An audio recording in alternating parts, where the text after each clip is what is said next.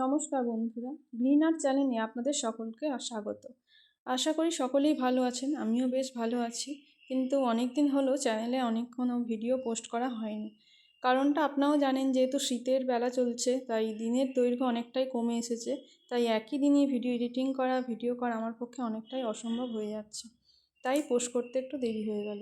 আর আগের ভিডিওতে আপনাদের সঙ্গে শেয়ার করেছিলাম যে আমার বাগানে কিছুটা শীতের কাজ করছিলাম, যাতে নতুন চারা গাছ বসানো যায়। আর দেখুন বন্ধুরা, আমার সেই ছোট ছোট চন্দ্রমল্লিকা গাছ কত বড় হয়ে গেছে, আর এতটাই কুঁড়ি এসেছে যে আর পিঞ্চিং করতে ইচ্ছা করছে না। তাই ওই পাশের গাছটা আমি রেখেই দিয়েছি আবার ফুল আসার জন্য। আর যেহেতু শীত প্রায় এসে গেছে, আর এবারে আমাদের শীতের অনেকটাই দেরি হয়ে গেছে কাজগুলো করতে।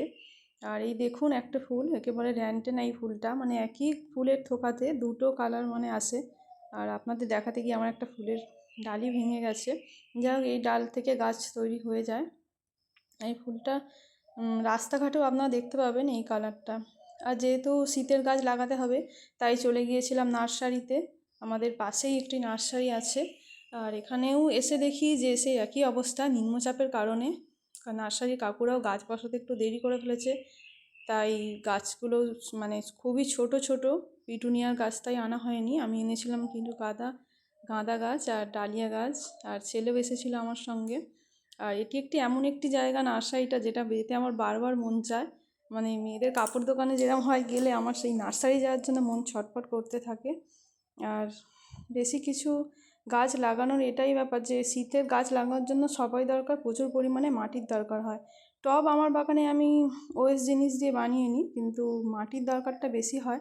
তাই আজকে মাটির দরকারের জন্য আমি আপনাদের সঙ্গে একটা ভিডিও শেয়ার করতে চাই যে মাটির পরিমাণটা কিভাবে কম করে দেওয়া যায়।